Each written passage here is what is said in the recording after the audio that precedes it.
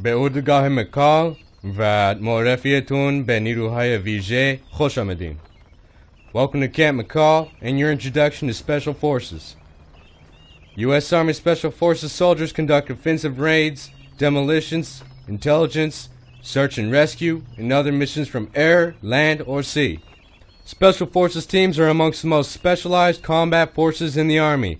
They experience rigorous mental and physical training in order to carry out their missions in a quick and extremely effective manner and must be ready to perform a variety of tasks anywhere in the world on a moment's notice. These teams are organized into operational detachments Alpha. ODAs are also known as A-teams. The men before you comprise such an A-team, and they will describe to you their duties and responsibilities.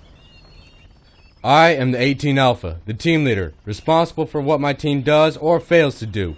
I provide leadership and guidance to my detachment, supervising all aspects of mission planning and execution. Like every Special Forces soldier, I have been cross-trained in the operational specialties of the team: communications, engineering, medicine, and weapons. All of us are proficient in several foreign languages. I speak Farsi and a little bit of Japanese.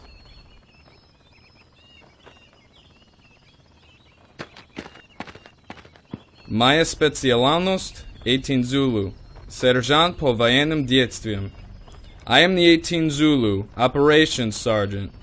I am the senior non-commissioned officer of the team responsible for the overall organization, functionality, and training of the ODA. I take the detachment commander's guidance and create a detailed plan in order to make his vision a reality as we execute highly dangerous, politically delicate operations all over the world. I personally mentor and professionally develop the non-commissioned officers of the detachment. I speak Russian and Spanish.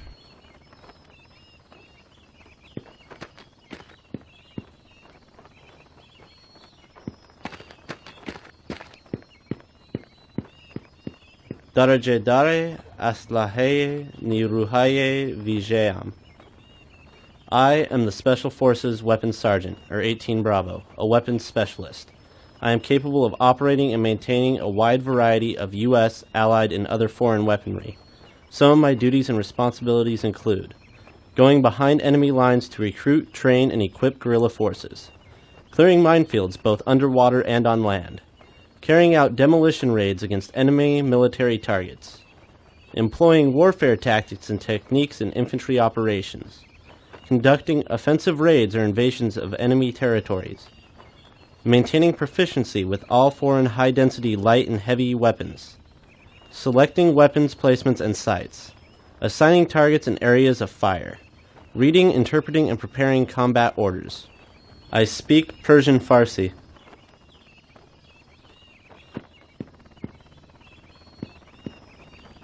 اختصاصم مهندس نیروهای ویژه است.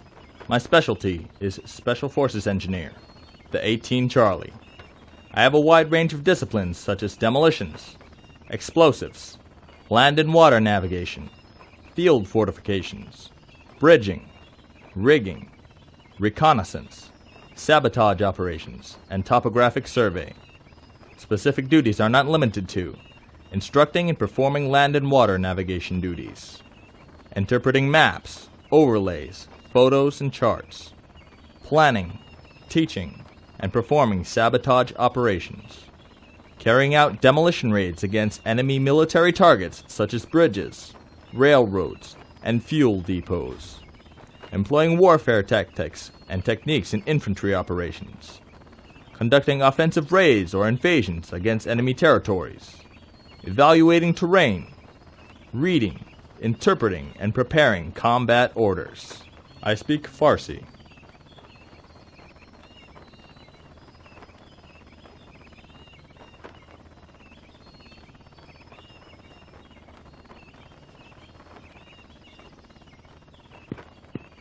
I am the 18 Echo Special Forces Communications Sergeant. I have been trained to operate and maintain every kind of communications gear from encrypted satellite communication systems to old-style high-frequency Morse code systems. I also have extensive computer networking skills and know several computer languages. Specifically, I organize, train, advise, and supervise soldiers in the installation, utilization, and operation of communications equipment. I speak Mandarin Chinese. Moavin Daraje Adar Telaat Va Emiliat Hastam. As the 18 Fox, I am the Assistant Operations and Intelligence NCO. Since many Special Forces missions required being behind the lines in hostile areas, it is my job to collect and evaluate information for transmission and supply vital data about the enemy. I speak Persian Farsi. Ma Farmanda Doste Moalwan Astam. I am the Assistant Detachment Commander, or 180 Warrant Officer. I assist the 18 Alpha in leading the team.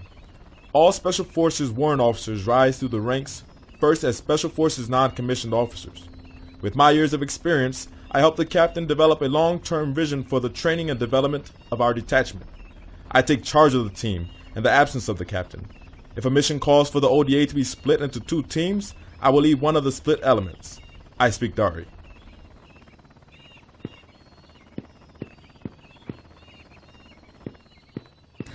안녕하세요. 18델트로서 저는 특수부대의 의료 담당 병장입니다. 문대 동료들의 생명은 나의 책임입니다. 근데 너희들은 이탄 재미도 없는 게임을 하는 것보다 더 할만한 일이 없냐? As the 18 Delta Special Forces Medical Sergeant, the lives of my comrades are my responsibility. I have undergone extensive training that makes me the finest first response trauma medical technician in the world. I also have knowledge of dentistry, veterinary care, public sanitation, water quality, and optometry. Specifically, I maintain the health of my team and indigenous soldiers so they do not become incapacitated by either combat or non-combat related injuries. Maintain medical equipment and supplies. Provide examination and care to detachment members. Provide initial medical screening and evaluation of allied and indigenous personnel. Instruct and perform land and water navigation duties. Order, store, catalog, and also safeguard medical supplies. Supervise medical care and treatment during missions. Operate a combat laboratory and treat emergency and trauma patients. Develop and provide medical intelligence as required. I speak Korean and Japanese.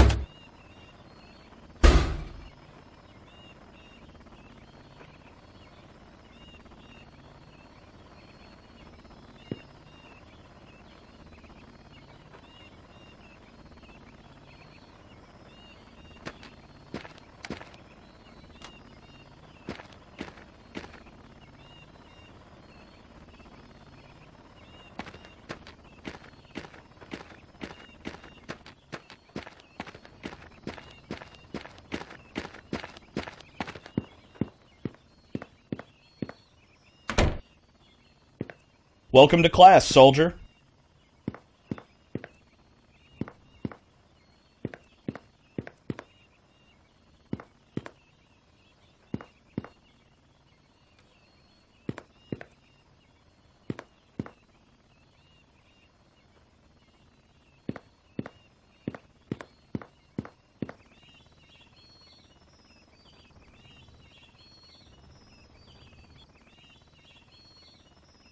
Let's get started.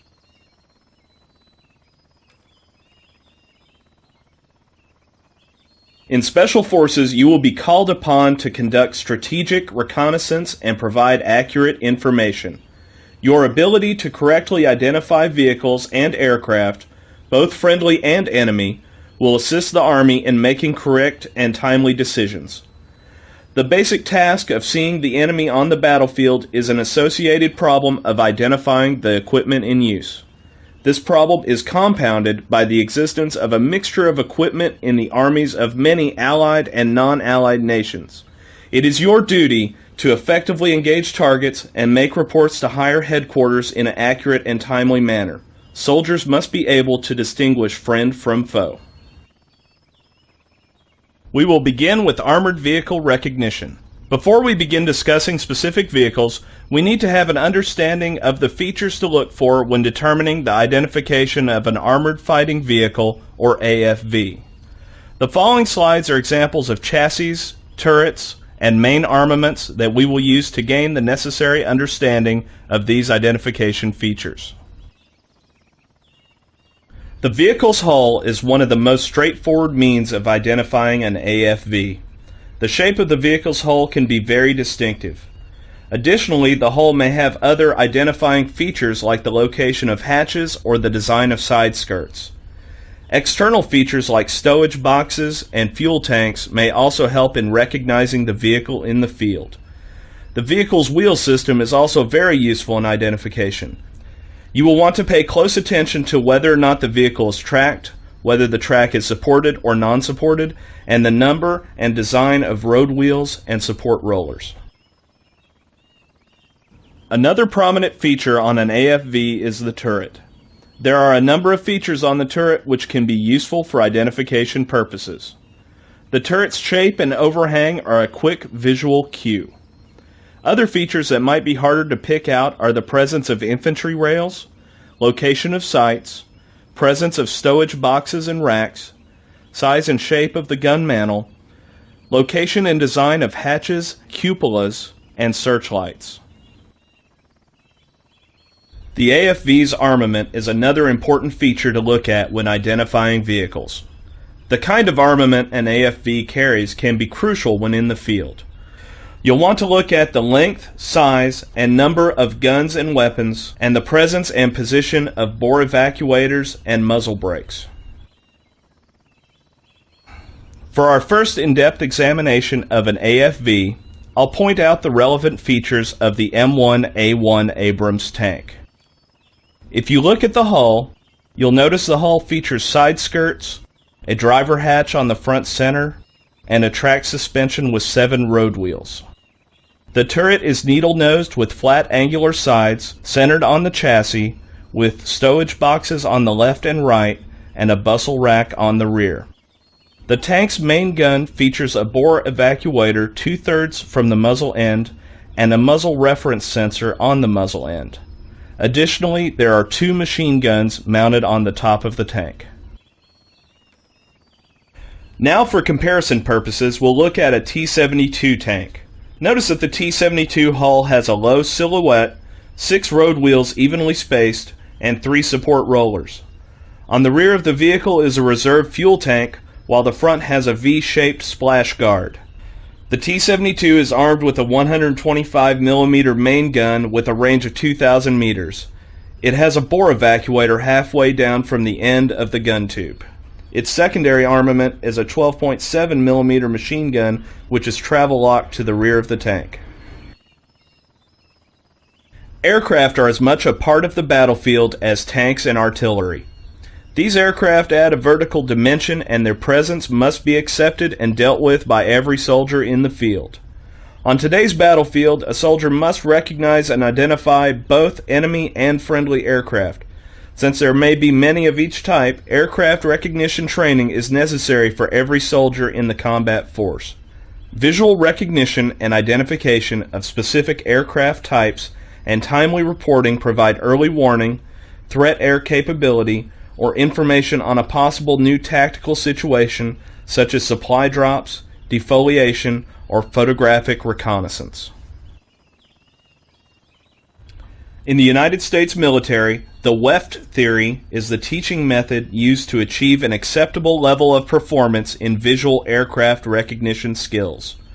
All aircraft are built with the same basic elements: wings to provide lift, engines to provide motive power, a fuselage to carry the payload and controls, and a tail assembly which usually controls the direction of flight. There are many variations in wing configurations. The three basic wing types are fixed, variable geometry, and rotary. For the purposes of this class, we will focus on rotary wing aircraft. The main rotors of helicopters are airfoils and are classified as wings. Helicopters may have from 2 to 8 main rotor blades. The rotors on a helicopter can be configured in several ways. The most common configuration is the combination of one main rotor and one tail rotor. The tail rotor compensates for the torque that is produced by the main rotor. The tail rotor also controls the helicopter along the vertical axis during hover flight. The tandem rotor or dual rotor configuration is used mainly with large helicopters. Because of the opposite rotation of the rotors, the torque of each single rotor is neutralized. The last configuration is the coaxial rotor. One rotor is located on top of the other. The two rotors turn in opposite directions. Depending on which rotor produces more lift, the helicopter will turn to the left or right because of the torque. Another feature to take note of when identifying helicopters is their engines. The main points to look for are the number and location of air intakes, the number and location of exhaust ports, and the engine location. The fuselage of the helicopter is probably the most easily recognizable feature. It is important to take note of the shape of the nose section, midsection, rear section, the canopy, and the dorsal spine. The tail and tail rotor are another identifying characteristic of helicopters. The key things to take note of are the location of tail flats or fins and the type of rear rotor mounting. You'll notice examples of a side-mounted rotor and an enclosed rotor. Let's take a look at the UH-60 Blackhawk. You'll notice immediately that both the main rotor and the tail rotor are four-bladed. The fuselage is rectangular with a rounded nose. The aircraft features a tapered, prominent horizontal stabilizer, a swept-back vertical stabilizer, three-wheeled landing gear, and rearward opening troop doors on the sides. The Blackhawk may be fitted with wing-mounted rockets or external fuel tanks. Now let's look at the Mi-24 Hind. Right away you'll notice that this aircraft has a 5-bladed main rotor and a 3-bladed tail rotor. Mounted at mid-fuselage are two stubby weapons-carrying wings which can carry machine guns or rockets. There are tandem bubble canopies at the front of the fuselage, and the fuselage tapers at the tail boom. Just above the cockpit are two round engine air intakes. The exhaust ports are on the sides of the engine. The Hind also has a nose mounting for a gun turret or twin-barreled gun. As a Special Forces soldier, your duties will include interaction with indigenous forces. These forces will likely be armed with a variety of weapons in differing states of readiness. It is very important that you be able to recognize what weapons both indigenous forces and enemies are using so that appropriate tactics can be employed. The M4A1 is a shortened variant of the M16A2 rifle, yet it packs the same firepower. Ideal for close quarters combat, the M4A1 is the perfect combination of firepower and compactness. The M4A1 functions almost exactly like the M16A2. The Picatinny rail system allows the soldier to outfit their M4A1 with the right modifications for any mission. There are 5 rails on the top, front, right, left, and bottom of the carbine where modifications may be attached. The M4A1 isn't the only weapon that can be modified. You are likely to run across the AK-74 in the field, and it is likely to have modifications of some kind. While the mounting system may be less complex, and may just be a matter of using some duct tape, enemies equipped in such a fashion should not be underestimated. Knowing which modifications an enemy has may give you some advantage. The M136 AT-4 is the Army's primary light anti-tank weapon. The AT-4 is a recoilless rifle used primarily by infantry forces for engagement and defeat of light armor. The recoilless rifle design permits accurate delivery of an 84mm high-explosive anti-armor warhead with negligible recoil. The The M136 AT4 is man-portable and is fired from the right shoulder only. The RPG-7 is a recoilless, shoulder-fired, muzzle-loaded, reloadable anti-tank grenade launcher. It fires a variety of 85mm rocket-assisted grenades from a 40mm smooth-bore launcher tube. The launcher has 2 hand grips, a large optical sight, a thick wooden heat guard around the middle, and a large flared blast shield at the rear of the tube. The RPG-7 is light enough to be carried and fired by one person. However, an assistant grenadier normally deploys to the left of the gunner to protect him from small arms fire. Be advised that it is not uncommon for rockets to deviate from their intended flight path. The M9 is a lightweight semi-automatic pistol and designed to replace the M1911A1 45 caliber pistol. The M9 has redundant automatic safety features to help prevent unintentional discharges.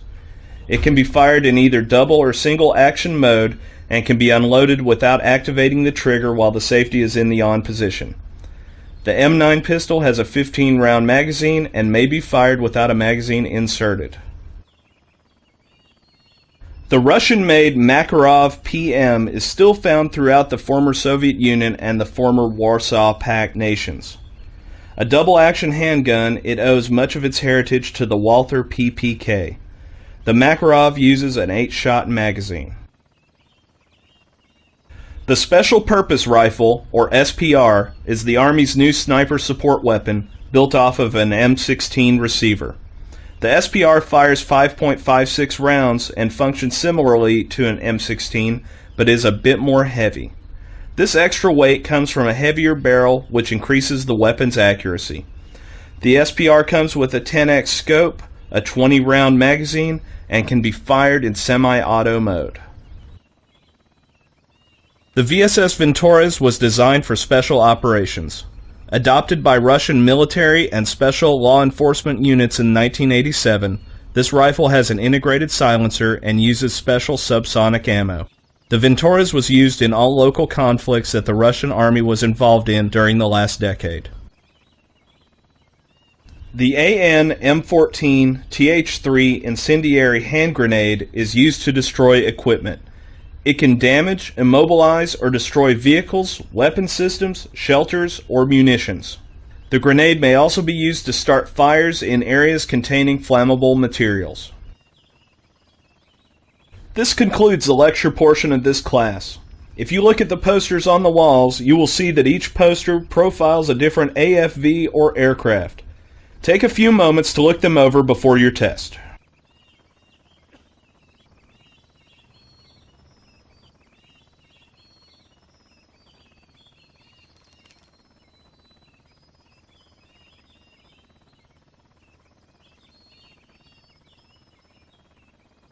Now I'll take a moment to explain the testing process.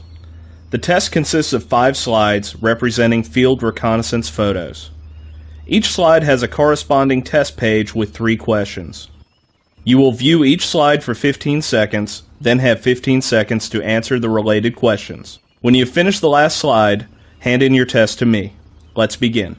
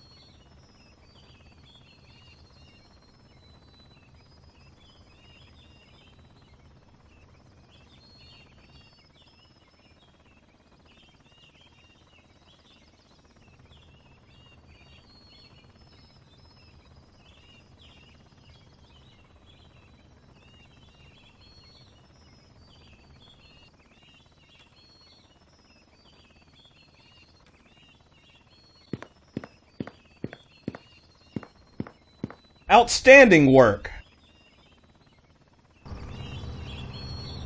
Care to explain why you're here again, Wilkins? I took the high ground, and the enemy spotted my silhouette, sir. Remember that the harder trail is the better trail. Stay low and slow to get a go. And you, Thompson? How did they spot you last time? I was tired and hungry, so I tried to sneak through the enemy camp. You have to learn to take things slow out there. Being in a hurry will make it easy for the enemy to hear or see you. Now gear up, soldiers!